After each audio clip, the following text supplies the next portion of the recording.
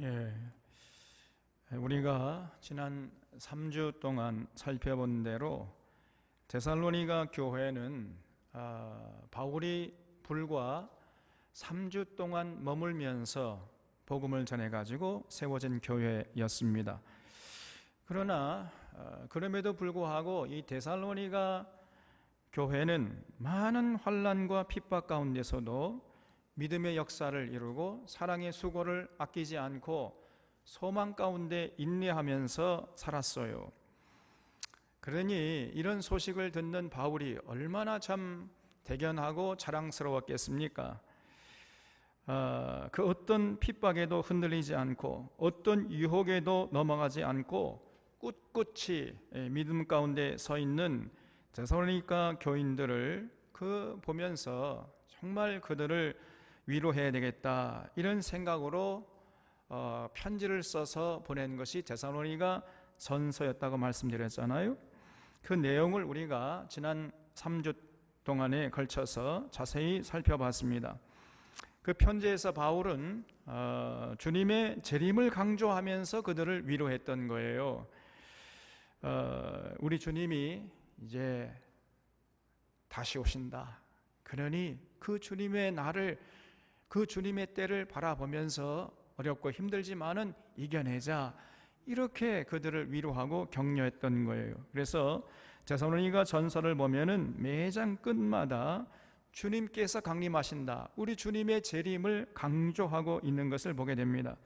데살로니가 전서 1장 10절에 또 죽은 자들 가운데서 다시 살리신 그의 아들이 하늘로부터 강림하실 것을 너희가 어떻게 기다리는지를 말하니 이는 장래의 노하심에서 우리를 건지시는 예수시니라 그랬지요. 하늘로부터 우리 주님이 강림하신다, 다시 오신다는 거예요. 또 데살로니가 전서 2장 19절에 우리의 소망이나 기쁨이나 사랑의 면류관이 무엇이냐, 그가 강림하실 때 우리 주 예수 앞에 너희가 아니냐, 너희는 우리의 영광이요 기쁨이니라. 그러면서 우리 주님의 재림을 강조하고 있습니다. 또 데살로니가 전서 3장 13절에 너희 마음을 굳건하게 하시고 우리 주 예수께서 그의 모든 성도와 함께 강림하실 때 우리 하나님 아버지 앞에서 거룩함이 흠이 없게 하시길 원하노라 그랬지요. 또 데살로니가 전서 4장 16절 17절에서 주께서 호령과 천사장의 소리와 하나님의 나팔 소리로 친히 하늘로부터 강림하시리니 그리스도 안에서 죽은 자들이 먼저 일어나고 그 후에 우리 살아남은 자들도 그들과 함께 구름 속으로 끌어올려 공중에서 주를 영접하게 하시리니 그리하여 우리가 항상 주와 함께 있으리라 그랬습니다. 또 데살로니가 전서 5장 23절에서 평강의 하나님이 친히 너희를 온전히 거룩하게 하시고 또 너희의 온 영과 혼과 몸이 우리 주 예수 그리스도께서 강림하실 때 흠없게 보존되기를 원하노라. 이렇게 바울은 각 장마다 주님의 재림을 강조하는 이런 편지를 써서 그 모진 믿음 때문에 환난과 핍박을 당하는 데살로니가 교인들을 위로하려고 했던 것입니다. 그래서 어떤 환난이나 핍박을 당하더라도 그 주님의 날, 그 주님의 때를 바라보면서 굳건히 서 있으라, 이렇게 위로한 것이죠. 이것이 데살로니가 전서였어요. 그래서 그렇습니다, 여러분. 우리 주님이 반드시 다시 오십니다. 성경에서 기록하고 있는 하나님의 약속은 이루어지지 않은 것이 단 하나도 없어요. 성경은 구약 성경과 신약 성경으로 이루어졌잖아요. 구약 성경은 옛 언약, 옛 약속이라는 말이고 신약 성경은 새 언약, 새 약속이라는 말이잖아요. 그래서 구약 성경에는 이 옛 약속들이 많이 있습니다. 근데 그 모든 약속들이 다 이루어졌어요. 단 한 가지도 이루어지지 않은 것이 없습니다. 그 중에서 가장 큰 약속은 언젠가 때가 되면 하나님께서 메시아를 보내주신다는 약속이었는데 그 약속이 지금부터 2000년 전에 이루어졌잖아요. 예수 그리스도를 통해서 그 하나님의 구약 성경의 약속이 완전히 실현되었습니다. 그리고 신약 성경에도 많은 약속들이 있는데 그 모든 약속들이 다 이루어졌고 또 이루어지고 있습니다. 그 중에서 가장 큰 약속은 그 예수 그리스도께서 언젠가 다시 오신다는 겁니다. 그 주님이 다시 재림하신다는 거예요. 그래서 요한복음 14장 1절에서 너희는 마음에 근심하지 말라. 하나님을 믿으니 또 나를 믿으라. 내 아버지 집에 거할 곳이 많도다. 그렇지 않으면 너희에게 일렀으리라. 내가 너희를 위하여 거처를 예비하러 가노니 가서 너희를 위하여 거처를 예비하면 내가 다시 와서 너희를 내게로 영접하여 나 있는 곳에 너희도 있게 하리라 그랬습니다. 예수님이 다시 오실 것을 분명히 약속하셨어요. 성경의 모든 약속이 다 이루어졌기 때문에 그 연장선상에서 우리 주님의 약속, 이 약속도 반드시 다시 오셔서 그 약속을 이루어 가실 것입니다. 우리 주님이 하늘로부터 이제 강림하실 거예요. 그때 우리 믿는 자들은 하늘의 몸, 신령한 몸, 영광스러운 몸으로 부활하여 다시 오시는 주님을 맞이하게 될 것입니다. 그리고 그렇게 예수 그리스도를 믿고 의지하고 그 주님의 뜻을 따라서 이 땅에서 거룩하게 구별되게 살라고 가르쳐줘도 전혀 거기에 대해서 귀를 기울이지 않고 경홀히 여기고 그저 세상 것에 휘둘려 살아가는 이런 사람들 반드시 심판하시기 위해서 우리 주님이 다시 오시는 것입니다. 그래서 여러분, 이 재림신앙이 참 중요한 거예요. 이 재림신앙, 이 부활신앙이 이 세상을 살아갈 때 우리의 믿음의 역사를 이루고 사랑의 숫고를 아끼지 않고 소망 가운데 인내할 수 있는 원동력이 되어주는 것입니다. 그래서 바울이 이렇게 예수님의 재림에 대한 편지를 써서 디모데 편에 들려보냈더니 그 편지를 읽은 데살로니가 교인들의 반응이 아주 다양했어요. 많은 교인들, 대부분의 교인들은요, 큰 위로를 받았습니다. 그렇지, 우리 주님이 다시 오신다. 그렇구나. 그러니까 여러분, 우리가 낙심하지 말고 서로 참 믿음 가운데 든든히 서서 그 믿음을 굳게 세워 나갑시다. 마라나타, 주 예수에 어서 오시옵소서. 이렇게 서로 위로하면서 어떤 환난과 핍박 가운데서도 더욱 믿음 위에 굳건히 서려고 했던 것입니다. 그런데 그 데살로니가 교인들이 전부 그런 것은 아니었어요. 어떤 교인들은요, 아 그래? 우리 주님이 다시 온다고? 아이고 잘 됐네. 그러면 이제 뭐 결혼할 필요도 없고 애기 낳을 필요도 없고 뭐 학교 갈 필요도 없고 공부 열심히 할 필요도 없고 그저 직장에 가서 돈 벌 필요도 없고 그저 주님의 재림의 날만 바라보면 되겠구나. 이러면서 자기 사명 감당할 생각은 안 하고 빈둥빈둥거리면서 주위 사람들에게 민폐만 끼치고 다니는 이런 사람들이 있었다는 거예요. 그러니까 바울의 편지가 역효과를 낳았던 것입니다. 이런 보고를 받고 바울이 다시 한번 편지를 쓴 것이 그것이 데살로니가 후서였어요. 그래서 이 데살로니가 후서 1장에 보면은 그 여러 가지 환난과 핍박 가운데에서도 믿음을 굳건히 지키고 있는 데살로니가 교인들, 그분들을 향해서 너무나 참 자랑스럽다고 다시 위로하고 있는 이런 편지를 데살로니가 후서 1장에서는 이렇게 이제 기록하고 있습니다. 여기 6절을 보겠습니다. 너희로 환난을 받게 하는 자들에게는 환난으로 갚으시고 환난을 받는 너희에게는 우리와 함께 안식으로 갚으시는 것이 하나님의 공의시니 주 예수께서 자기의 능력의 천사들과 함께 하늘로부터 불꽃 가운데 나타나실 때에 하나님을 모르는 자들과 우리 주 예수의 복음에 복종하지 않는 자들에게 형벌을 내리시리니 이런 자들은 주의 얼굴과 그 힘의 영광을 떠나 영원한 멸망의 형벌을 받으리로다 그랬어요. 거기 환난을 받게 하는 자들에게는 환난으로 갚으시고 환난을 받는 너희에게는 우리와 함께 안식으로 갚으시는 것이 하나님의 공이시다. 거기 한번 줄쳐주세요. 여러분, 우리 하나님은 어떤 분이시냐? 공의로운 심판의 하나님이십니다. 여러분, 이거를 우리가 절대로 잊어서는 안 돼요. 그래서 이 데살로니가 후서 전체에는 이런 하나님의 공의의 심판의 정신이 도도히 흐르고 있는 것입니다. 이 찰나적인 인생을 사는 동안 주님의 몸된 교회를 조롱하고 핍박한 자들이나 그 주님의 복음에 복종하지 않고 썩어질 세상 것에 휘둘려 사는 자들은 장차 다시 오실 주님 앞에서 반드시 영원한 멸망의 형벌을 받게 될 것입니다. 그렇게 하기 위해서 우리 주님이 반드시 다시 오시는 것이고 다시 오셔야 하는 것이에요. 그리고 어떤 환난이나 핍박 가운데서도 굴하지 않고 주님 사랑하고 그 주님의 뜻을 받들어 사는 자들에게는 참된 안식으로 갚아주실 거예요. 그러기 위해서 우리 주님이 다시 오시는 것입니다. 이스라엘 백성들이 과거에 가나안 땅에 들어가서 미디안 광야의 그 고단한 삶을 청산하고 그 가나안 땅 여호수아 참 인도하에 가나안 땅에 들어가서 정착했잖아요. 그때 그들이 누렸던 안식은 참된 안식의 맛배기에 불과한 거예요.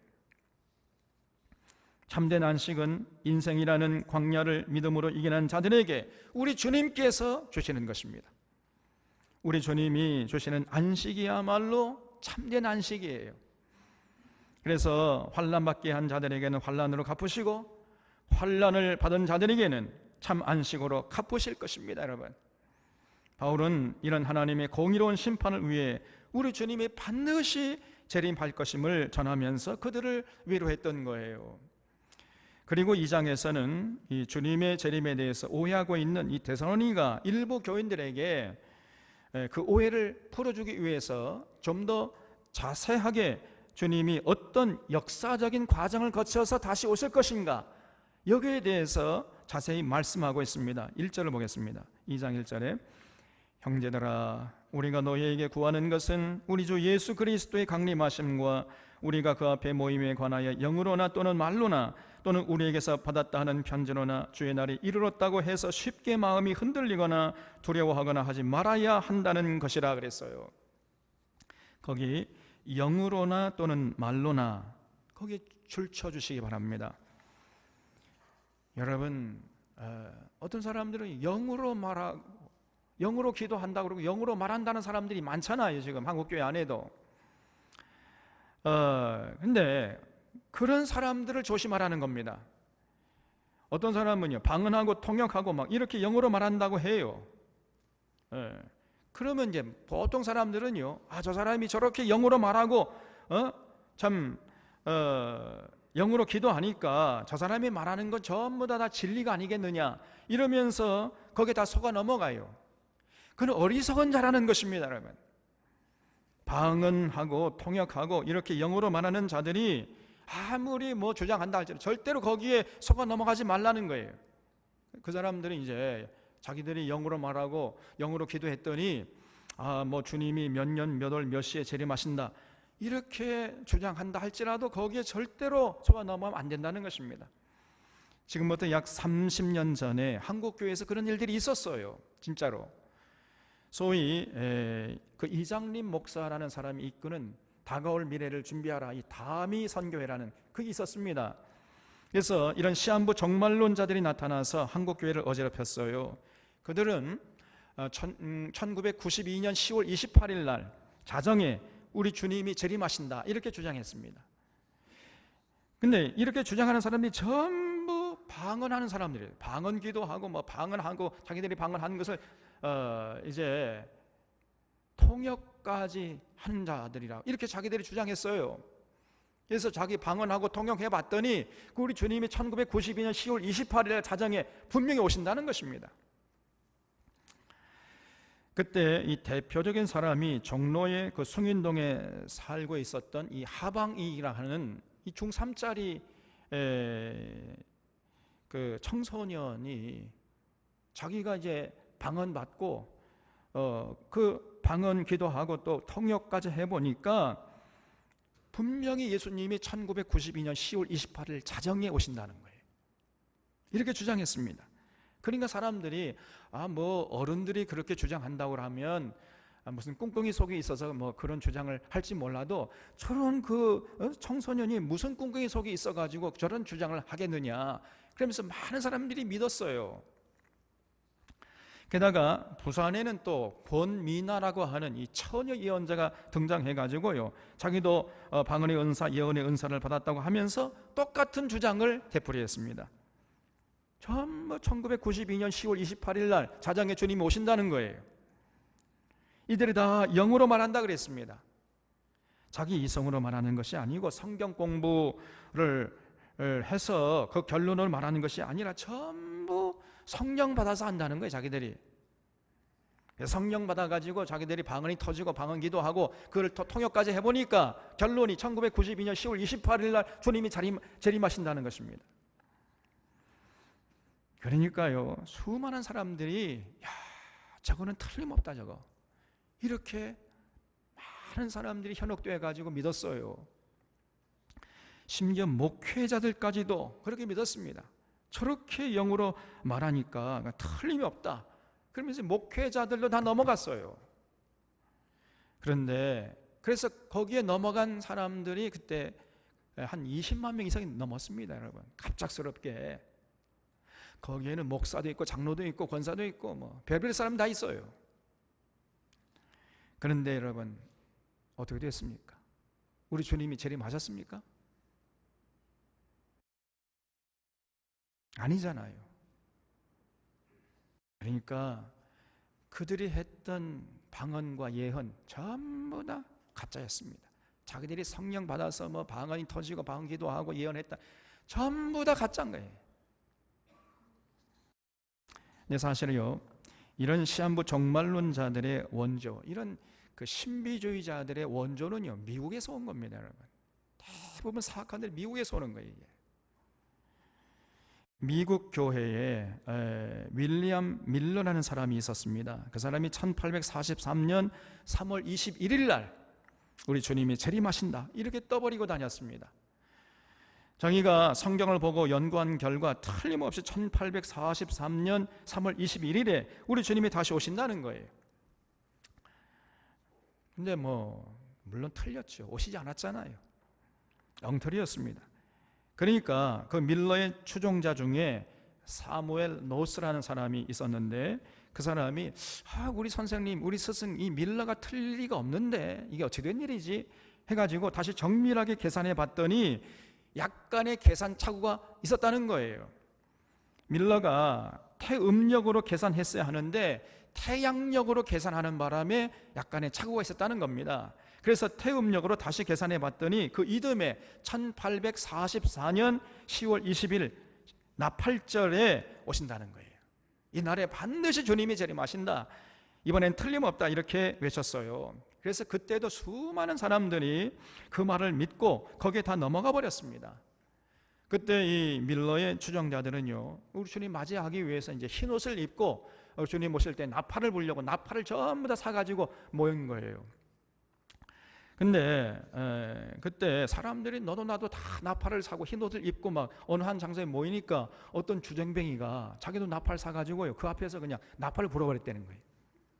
그랬더니 그 홀에 모인 사람들이 야, 우리 주님이 진짜 오신가 보다 해가지고 막 서로 앞을 다투면서 주님을 먼저 맞이하려고 하다가 계단에서 넘어가니까 수십 명의 사상자가 났습니다. 이런 사건이 있었어요, 여러분, 진짜로.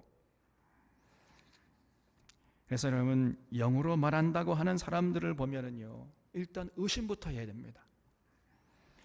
그 영들이 하나님께 속했는지 속하지 않았는지, 여러분, 우리가 우리의 이성과 성경적인 진리의 가르침을 조명해서 반드시 판별을 해야 하는 거예요. 그런데 데살로니가 교인들 중에 어떤 사람들은요, 이런 영 분별을 하지 못했던 거지요. 그래서 영으로 말한다는 사람들의 말만 믿고 흔들리는 사람들이 많았던 것입니다. 그래서 바울이 영으로나 또는 말로나 또는 우리에게서 받았다는 편지로나 주의 날이 이르렀다고 해서 쉽게 마음이 흔들리거나 두려워하지 말라 이렇게 당부하고 있는 거지요. 그러면서 이제 바울이 3절에서 예수님이 오시기 전에 반드시 먼저 일어날 이 역사적인 과정들이 있음을 말씀하고 있는 겁니다. 누가 어떻게 하여도 너희가 미혹되지 말라. 먼저 배교하는 일에 있고 저 불법의 사람 곧 멸망의 아들이 나타나기 전에는 그 날이 이르지 아니하리라 그랬죠. 예수님이 재림하기 전에 반드시 먼저 배도하는 일이 있다는 거예요. 수많은 사람들이 그 세상의 화려함을 쫓아 예수님을 부인하고 세상으로 가버린 것입니다. 아니면은 그 세상 것에 혹해가지고 그 유혹돼가지고 결국은 믿음의 그 참 자리에서 떠나버리는 거고, 예수는 믿기는 믿어도 잘못 믿거나 그저 기복신앙이나 신비주의 신앙에 빠져 있고, 또 힘써 모이기를 힘쓰지 않고 그저 대충 믿고 경건의 모양은 있으나 경건의 능력은 부인하고 이렇게 살아가는 것이에요. 이런 일들이 먼저 있어야 한다는 것입니다. 그리고 그런 상태에서 저 불법의 사람 곧 멸망의 아들이 나타난다는 거지요. 저 불법의 사람 멸망의 아들이라고 했으니까 단순입니까? 복수입니까? 예? 불법의 사람들, 멸망의 사람들이 아니고 저 불법의 사람, 멸망의 아들 이렇게 되어 있지요. 그러면 단수요, 복수요? 단수잖아요. 그러니까 예수님이 재림하시기 직전에 어떤 한 사람이 나타난다는 거예요. 그 사람이 나타나서 세상을 괴롭히고 교회를 핍박한다는 겁니다. 우리가 그 사람을 일컬어서 적그리스도라고 그래요. 적그리스도. 이런 적그리스도가 나타난 후에 그런 다음에 우리 주님이 재림하신다는 거예요. 그때까지는 주님이 재림하지 않는다는 겁니다. 바꿔 말하면 4절에 그는 대적하는 자라 신이라고 불리는 모든 것과 숭배함을 받는 것에 대항하여 그 위에 자기를 높이고 하나님의 성전에 앉아 자기를 하나님이라고 내세우느니라 그랬지요. 성전에 앉아서 자기를 스스로 높여서 자기가 하나님이라는 거예요. 이런 자가 반드시 이제 역사 속에 나타난다는 것입니다. 그런 적그리스도가 나타난 후에 우리 주님이 재림하신다는 거지요. 그러면 그 적그리스도가 나타나서 무슨 일을 하느냐 하면은 내가 신이니까 야 이것들아 나를 섬겨. 내가 하나님이야. 그러면서 자신을 섬기게 해요. 그리고 만약에 그 말을 듣지 않고 그걸 거절하잖아요. 그러면 함부로 잡아가서 사람의 생명을 파리 목숨보다 경히 여기면서 함부로 사람을 잡아 죽이는 이런 짓을 한다는 거예요. 이놈이. 여러분 그런 세상이 되면 어떻게 되겠습니까? 성도들이 끔찍한 핍박을 당하지 않겠습니까? 그런 고난과 핍박을 다 당한 후에야 우리 주님이 다시 오신다는 거예요.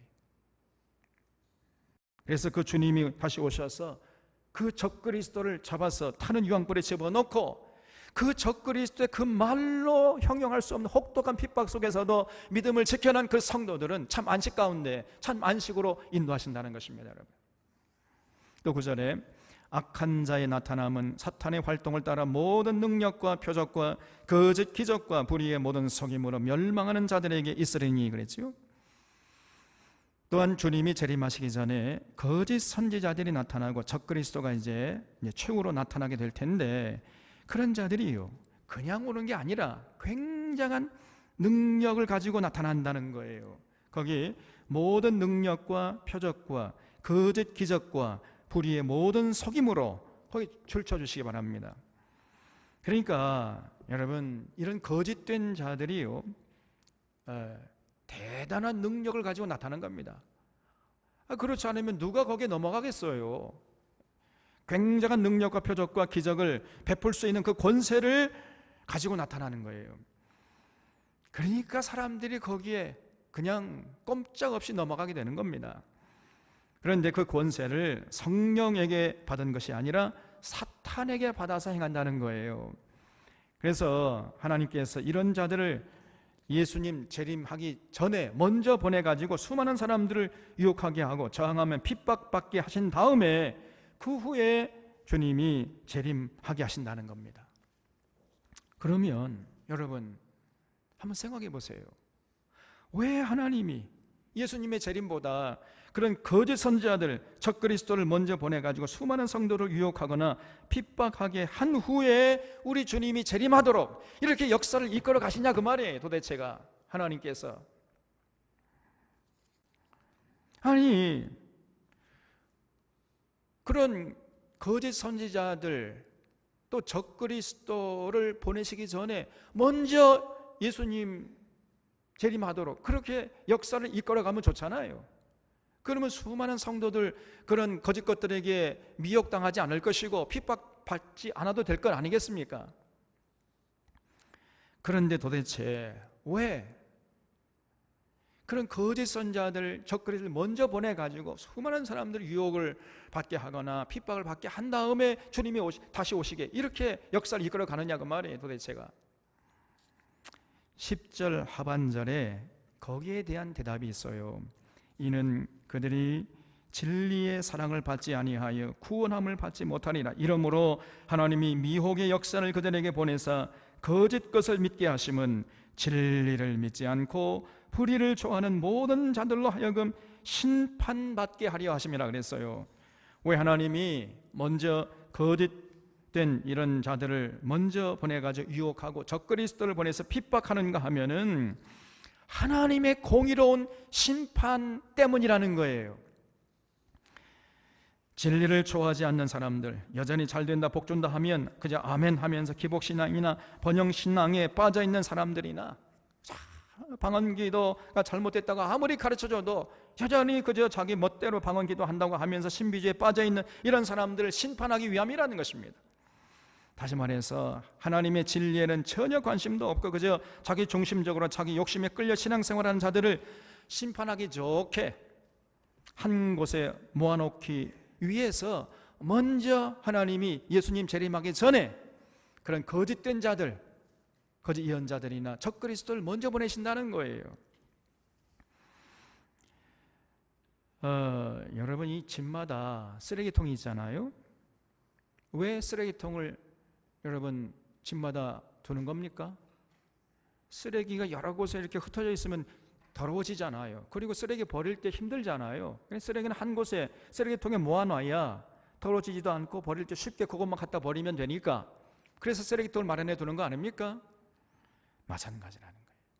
이 거짓된 자들, 거짓 예언자들이나 이 적그리스도가요, 쓰레기통이에요. 그래서 그런 쓰레기통을 먼저 보내가지고 거기에 넘어가는 자들, 그 유혹에 넘어가거나 핍박에 굴복하는 이런 자들을 심판하기 좋게 하기 위해서 주님 재림하기 전에 먼저 그런 거짓된 자들을 보낸다는 것입니다.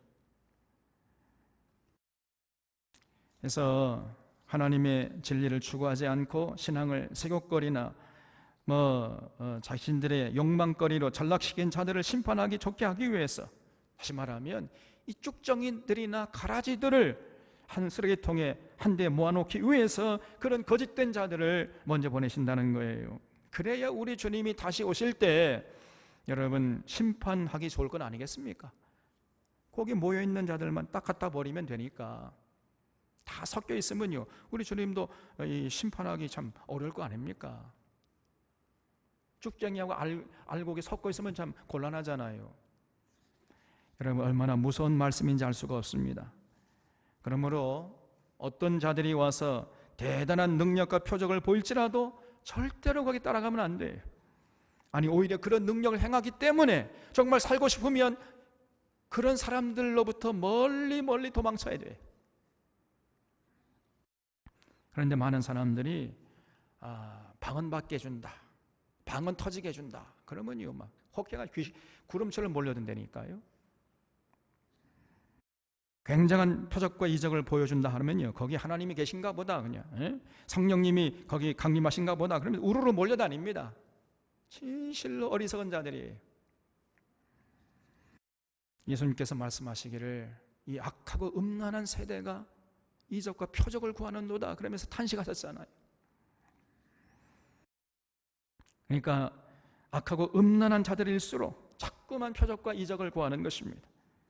그런 자들을 한꺼번에 쓰레기통에 모아놨다가 심판하시기 위해서 이런 거짓된 자들을 먼저 보내는 거예요.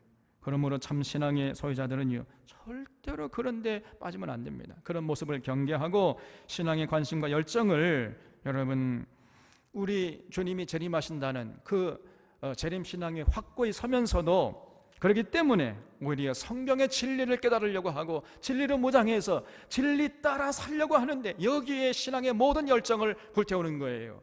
이런 자가 진실로 참된 신앙의 소유자인 것입니다. 여러분, 우리 산원의 교우들이 다 그런 참 신앙의 소유자들 되어주시기를 주님의 이름으로 부탁드립니다. 여러분, 그래서 13절에 주께서 사랑하시는 형제들아, 우리가 항상 너희에 관하여 마땅히 하나님께 감사할 것은 하나님이 처음부터 너희를 택하사 성령의 거룩하게 하심과 진리를 믿음으로 구원을 받게 하심이니, 이를 위하여 우리의 복음으로 너희를 부르사 우리 주 예수 그리스도의 영광을 얻게 하려 하심이니라. 그러므로 형제들아, 굳건하게 서서 말로나 우리의 편지로 가르침을 받은 전통을 지키라 그랬어요. 거기 성령의 거룩하게 하심과 진리를 믿음으로 구원받게 하심이니 그거 줄쳐 주시기 바랍니다. 여러분, 반드시요, 참신앙은 성령의 도우심을 통해서 자신의 모든 죄가 사함받다는 사실을 굳게 믿게 됩니다. 그래서 하나님과의 관계가 회복됐다는 사실을 굳게 믿게 돼요. 그러고 그런 후에는 이제 반드시 성경의 진리로 무장해서 그 진리 따라 살려고 애를 쓰는 겁니다. 그래서 부활신앙, 재림신앙으로 무장한 성도들은요, 자신의 삶의 자리에서 자기가 맡은 일들을 더욱 성실하게, 정직하게, 충성되게 감당해서 세상의 빛과 소금의 역할을 하려고 애를 쓰는 거예요. 그리고 더불어 살려고 하는 그런 모습을 절대로 잃지 않는 것입니다. 이런 자가 진실로 구원받은 자예요. 그래서 그 삶을 보면 딱 알 수 있습니다. 이 사람이 이 세상에서 어떻게 살아가는가, 그걸 보면 이 사람이 진짜 구원받은 믿음의 소유자인가 아닌가 하는 것을 금방 알 수 있어요. 이것이 바울의 가르침이었고, 바로 그것이 또 구약 성경의 모든 예언자들의 가르침이었고 성경 전체의 가르침인 것입니다. 다시 말하면 이 바울의 가르침은요, 구약 성경의 예언자들의 가르침의 그 전통 위에 서 있었던 거예요. 그래서 바울은 이런 자신의 가르침을 굳게 지키라. 누가 어떤 사람이 와서, 대단한 사람이 와서 말을 한다 할지라도 바울이 가르치는 그 예언자들의 전통에서 벗어나면 절대로 거기에 넘어가지 말아라, 이렇게 강조하고 있는 것입니다. 3장에서도 이런 가르침이 계속되고 있는 6절을 보겠습니다. 형제들아, 우리 주 예수 그리스도의 이름으로 너희를 명하노니 게으르게 행하고 우리에게서 받은 전통대로 행하지 아니하는 모든 형제에게서 떠나라 그랬어요. 주님의 재림의 날만 바라보고 세상의 빛과 소금의 역할은 팽개치고 전혀 삶의 자리에 나아가서 더불어 사는 세상 위해서 땀 흘려 헌신할 생각하지 않고 빈둥빈둥대면서 되는 대로 살아가는 이런 사람들이 있다면은 그런 사람을 멀리하라는 거예요. 주님의 재림을 믿는다 할지라도 정상적으로 여러분 결혼해야 되고 가정도 꾸리고 애도 낳고 사업도 하고 직장도 다니고 학교도 다니고 지금 여기에서 더불어 사는 세상을 위해서 최선을 다하는 것이에요. 이것이 종말의 때에 다시 오실 주님을 기다리는 성도들의 모습이라는 것입니다.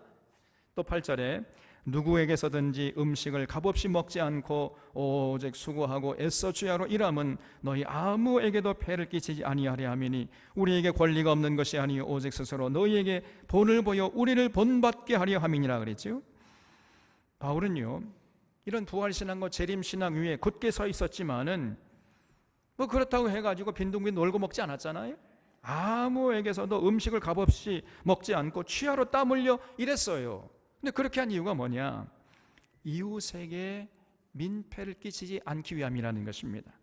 그러니까 이런 자신을 본받으라고 하면서 빈둥거리지 말고 땀을 일해서 자기 양식을 먹을지언정 결코 이웃에게 민폐를 끼치는 일이 있으면 안 된다는 거예요. 또 10절에 우리가 너희와 함께 있을 때에도 너희에게 명하기를 누구든지 일하기 싫어하거든 먹지도 말게 하라 하였더니 우리가 들은즉 너희 가운데 게으르게 행하여 도무지 일하지 아니하고 이를 만들기만 하는 자들이 있다 하니 이런 자들에게서 우리가 명하고 주 예수 그리스도 안에서 권하기를 조용히 일하여 자기 양식을 먹으라 하노라 그랬지요. 그러니까 일하기 싫어하거든 먹지도 말게 하라 그랬잖아요. 얼마나 강력한 명령입니까 여러분. 이것이 말세를 사는 성도의 모습이에요. 모든 교우들은 자신의 삶의 자리에 나가서 맡은 일을 성실하게 정직하게 충성되게 감당하고 그리고 그래서 세상의 빛과 소금의 역할을 감당해야 됩니다. 어디 가서 함부로 누구에게 민폐 끼치는 일, 절대로 그런 일을 하면 안 돼요. 그러기 위해서 열심히 우리가 일을 해야 됩니다. 그래서 많은 주변 사람들에게 도움을 베풀고 유익을 주고 세상을 살만나게 하고 하나님께 영광을 돌리는 그런 세상의 빛과 소금의 역할을 감당하는 이런 일을 해야 하는 것이죠. 여러분, 특별히 앞으로 주님의 재림의 때가 가까울수록 세상은요 더욱 성령의 역사가 폭발적으로 일어나는 것이 아니고 악령의 역사가 폭발적으로 일어나게 될 것입니다. 바울이 디모데후서 3장에서 말하기를 너는 이것을 알라 말세에 이 바울이 앞으로 미래가 어떻게 전개될 것인가, 말세가 되면 될수록 어떤 세상이 될 것인가, 이거를 말씀하고 있는데, 말세에 고통하는 때가 이르러 사람들이 자기를 사랑하며 돈을 사랑하며 자랑하며 교만하며 비방하며 부모를 거역하며 감사하지 아니하며 거룩하지 아니하며 무정하며 원통함을 풀지 아니하며 모함하며 절제하지 못하며 사나우며 선한 것을 좋아하지 아니하며 배신하며 조급하며 자만하며 쾌락 사랑하기를 하나님 사랑한 것보다 더하며 경건의 모양은 있으나 경건의 능력은 부인하니 이 같은 자들에게서 내가 돌아서라, 이렇게 가르치고 있습니다. 그래서 여러분, 성경 전체가 가르치는 이 역사의 미래상은요, 상당히 비관적이에요. 앞으로 주님의 재림의 때가 가까워질수록 성령님이 폭발적으로 역사하는 것이 아니고 악령이 폭발적으로 역사하게 될 것입니다. 그래서 교회들도 건강한 교회를 찾아보기 힘들고 전부 다 시들시들해질 거예요. 그래서 예수님이 다 졸며 잘세 그랬잖아요. 그러므로 진실로 모든 교우들은요, 정신을 바짝 차리고 믿음, 소망, 사랑을 가지고 삶의 현장에 가서 하나님의 뜻을 받들어 사는 데에 거기에 최선을 다해야 하는 것입니다. 여기에 신앙의 열정을 쏟아부어야 돼요. 그래서 세상의 빛과 소금의 역할을 감당하려고 애를 써야 됩니다. 그런데 오늘날 한국교회 일각에서는요, 앞으로 가면 갈수록 성령이 폭발적으로 역사하게 될 것이라는 이런 장밋빛 미래상을 자꾸만 제시하고 있어요. 성경이 가르치는 가르침과 정반대로 가르치고 있는 것입니다. 이들은요, 요엘서 2장 23절을 근거로 해서 소위 늦은비 신학을 주장을 해요. 요엘서 2장 23절에 보면 그가 너희를 위하여 비를 내리시되 이른 비를 너희에게 적당하게 주시리니 이른 비와 늦은 비가 예전과 같을 것이라 그랬죠. 여기서 이른 비를 이 사람들은 어떻게 해석을, 아니 뭐 영적으로 알레고리컬 인터프리테이션, 영해한다고 해요. 여러분, 요엘서는요, 기본적으로 영해하면 안 돼요. 그거는 문자대로 이해를 해야, 기본적으로는. 근데 이 요엘서를 가지고 영해한다고 하면서 이른 비는 뭐냐, 이 2000년 전에 마가의 다락방에서 임했던 이 성령의 역사라는 거야, 이게. 그리고 늦은 비는 뭐냐, 예수 재림 직전에 역사하는 성령의 폭발적인 역사라는 겁니다. 그래서 이 한 구절을 근거로 해가지고 늦은 비 신학이라는 것을 이 사람들이 해가지고요, 주님 재림하실 때가 가까워질수록 성령님께서 폭발적으로 역사한다, 이렇게 가르치고 있어요. 전혀 성경의 가르침이 아닙니다, 여러분. 그게 사실이면 얼마나 좋겠습니까만은, 그런데 성경의 가르침은 그것이 아니에요. 그런 자들은 전혀 성경을 모르고 하나님을 모르는 거짓된 자들입니다. 그래서 그런 자들을 멀리 하셔야 돼. 그래서 13절에 형제들아 너희는 선을 행하다가 낙심하지 말라. 누가 이 편지한 우리 말을 순종하지 아니하거든 그 사람을 지목하여 사귀지 말고 그로 하여금 부끄럽게 하라. 그러나 원수와 같이 생각하지 말고 형제같이 권면하라 그랬어요. 여러분, 그런 불의한 자들과 함께 다니다가는 하나님의 공의의 심판의 날에, 우리 주님의 심판의 날에 영원한 형벌을 면치 못하기 때문에 그런 자들 보면 몇 번 권면하다가 안 듣잖아요. 그러면 그런 자들 멀리 하라는 겁니다. 여러분, 그렇게 하셔야 돼요. 우리 주님이 재림하시기 전에 먼저 거짓 선지자들과 적그리스도가 일어나서 수많은 성도들을 유혹하고 핍박하게 될 것입니다. 그래서 가라지와 쭉정이를 한데 모아놓은 후에, 그 후에 우리 주님이 재림하셔서 공의의 심판을 행하실 것입니다. 환난을 받게 하는 자들에게는 환난으로 갚으시고 환난을 받은 자들에게는 안식으로 갚으실 것입니다. 이것이 성경이 가르치는 진리 중의 진리예요. 앞으로 역사가 이렇게 진행될 것입니다. 요즘 새벽 예배 시간에 이제 미가서 할 차례가 됐잖아요. 그래서 미가서를 통해서 은혜와 진리를 나누고 있는데, 우리가 뭐 쭉 지금 아모스서, 호세아서, 요엘서, 미가서 이렇게 좀 지금 순서대로 이렇게 하고 있는데, 여러분, 미가 선지자뿐 아니고 모든 하나님의 예언자들이 한결같이 그 사회가 가진 구조적인 죄악들이나 권력자들의 타락과 부패상을 지적하고 회개할 것을 외쳤잖아요. 우리가 살펴봤잖아요. 그런데 오늘날 한국교회 강단에서는 이런 예언자적인 설교를 전혀 들을 수가 없는 것입니다. 오늘 한국교회 강단에서는 개인들의 사소한 죄에 대해서는 상당한 경계를 가지고 설교하는 이런 설교가 주를 이루고 있어요. 그러나 거대 담론에 대해서는 전혀 무지하고 무관심합니다. 예컨대 사회 구조학이라든지 국가 폭력이라든지 자본주의라는 거대 악에 대해서는 전혀 언급을 하지 않아요. 그 어떤 교회 가서도 들을 수가 없습니다. 국가가 개인에게 저지르는 폭력이 있잖아요. 또 자본의 횡포가 있잖아요. 가진 자들이나 기득권자들의 횡포에 대해서 전혀 무지하고 무관심한 것입니다. 이것이 오늘 한국의 현실이에요. 그런데 가면 갈수록 앞으로 이런 국가 폭력이나 사회 구조적인 모순이나 조약들은 더욱더 심해질 것입니다. 그런 가운데 거기에 빌붙어서 폭력을 행사하는 사람이 있을 것이고 그 폭력에 고통당하고 신음하는 사람들이 있는 거예요. 다시 말하면 가인의 길에 서 있는 사람들이 반드시 있고요, 아벨의 길에 서 있는 사람들이 반드시 있는 것이에요. 여러분, 요즘 우리가 언론을 통해서 알고 있듯이 지금 미얀마에서는 국가 이 군사 독재가 기승을 부리고 있습니다. 그래서 거기에 대응해가지고 민주화를 염하는 국민들이 일어서고 있는데, 이 군부 독재자들이 총칼로 그 민주화를 염하는 국민들을 억압하고 있잖아요. 민주화를 외치는 국민을 향해서 이 군인들이 제가 보니까요, 총을 막 난사하더라고. 집에 숨어 있는데 집에다가 창문을 되게 들여다보니까 창문에다가 총을 난사하는 군인들이요. 네? 그리고 군부 독재에 반대하는 사람들 함부로 잡아다 감옥에 쳐넣고 사람들을 살상하고 있습니다. 우리가 이런 모습을 보면서 끔찍한 과거를 회상하지 않을 수가 없잖아요.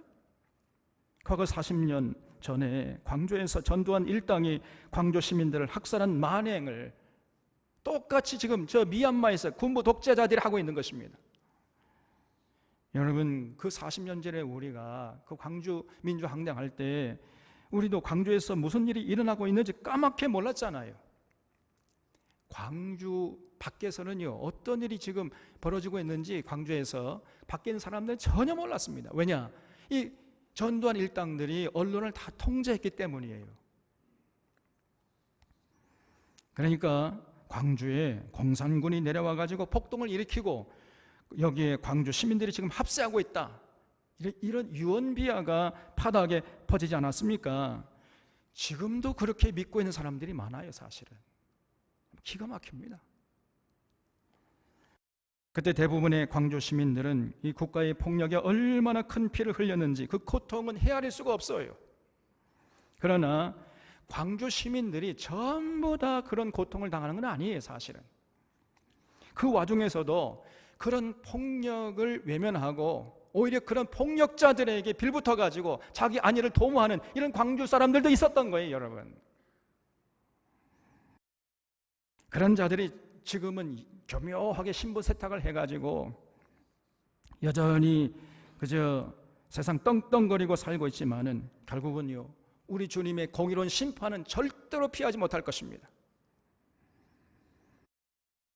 지금 그런 자들 가운데서요, 목사가 되고 장로 되는 사람들이 많아요. 그런 사람들이 이 사회를 지금도 어지럽히고 있는 것입니다. 올바로 이 역사를 이끌어내려고 하나님의 공의와 정의를 강물처럼 흐르게 하려고 하면은 거기에 정하는 그런 짓을 하고 있는 것입니다.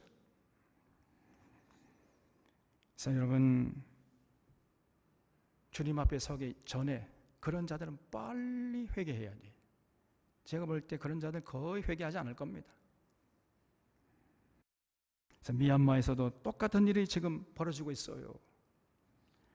군부 독재의 편에 빌붙어서 그 폭력에 가담하거나 폭력을 정당한 것으로 만드는 사람들이 있고요, 또 그 반대편에 서서 목숨을 걸고 거기에 민주화를 위해서 저항하는 이런 사람들이 있어요. 그래서 이 민주화를 열망하는 이런 데모대들을 보니까요, 정말 이 미얀마 국민들이 정말 대단해요. 우리 그 40년 전에 광주 민주 항쟁의 모습이 오버랩되잖아요. 그런 모습을 우리가 볼 수 있습니다. 근데 그 미얀마 그 국민들의 마음 속에 40년 전에 광주에서의 그 시민들의 모습이 그 사람들의 마음 속에 자리 잡고 있는 거예요. 참으로 대단합니다. 그런 자들을 반드시 공의롭게 심판하기 위해서 우리 주님이 다시 오시는 것입니다. 우리 샤론의 교우들은요, 그런 군부 독재 폭력에 핍박받고 있는 미얀마 국민들을 위해서 여러분 끊임없이 기도해 주시기를 바랍니다. 이런 사회 구조학이 기승을 부리게 되면 아무리 개인이 홀로 거룩하게 구별되게 살려고 해도 그건 정말 어려운 일이에요. 그런데 앞으로 더욱 이런 일들이 전 세계적으로 기승을 부리게 될 것입니다. 여전히 폭력에 가담하는 자들이 있을 것이고, 그리고 그 폭력에 희생당하고 고통하는 사람들이 있을 것이에요. 그러므로 주님의 재림을 확신하는 성도들은 힘을 합해서 그런 불의한 세력에 가담하지 않도록, 그리고 그런 불의한 세상이 되지 않도록 기도하면서 힘을 모아가야 하는 거예요. 여기에 교회가 관심을 가져야 하는 것입니다. 그래서 하나님의 공의와 정의가 강물처럼 흐르도 가는데 최선을 다해서 헌신해야 하는 것이 그 교회의 사명이에요. 왜입니까? 우리가 믿는 삼위일체 하나님이 거기에 관심이 많기 때문에 그래요. 그리고 반드시 우리 주님이 다시 오셔서 공의로운 심판을 행하실 것이기 때문입니다. 그래서 그런 불의한 세상에 나아가서 다시 오실 주님 앞에 떳떳이 설 수 있도록 하기 위해서라도 우리가 더불어 사는 세상을 위해서 기도하고 헌신하고 희생하는 자들이 되어야 하는 거지요.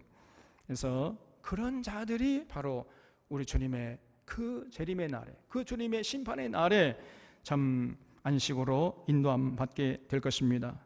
이런 복된 삶을 살아간 우리 모든 샤론의 교우들 되시기를 바랍니다. 기도하겠습니다.